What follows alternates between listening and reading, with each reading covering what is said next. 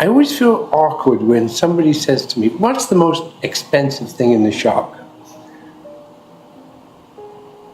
Because that doesn't always mean that it's the best thing in the shop or the most interesting thing in the shop. It's just a monetary value. And that monetary value doesn't really mean much.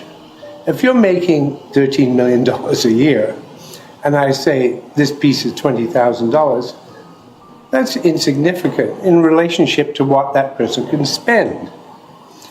If somebody's making $100,000 a year, that's a lot of money. So it doesn't tell us anything. And what I like about antiques, it is always telling us something. All you have to do is listen. And part of being an antique dealer is that thing about the quest. The what is it? Where was it from? Who made it? Why did they make it? And there are all these questions. It's like being a detective. And so my job is to go out there and answer those questions. So when I get a question, what's the most expensive? I can tell them, but it doesn't really tell them anything.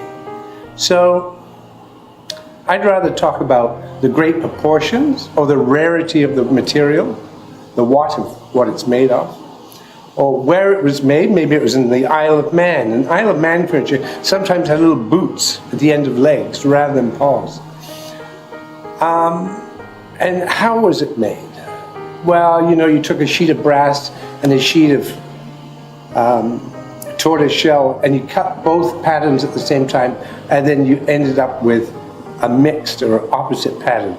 And Boulle, who invented that process in France, used that on his furniture. So those are the interesting things, not the dollars and cents.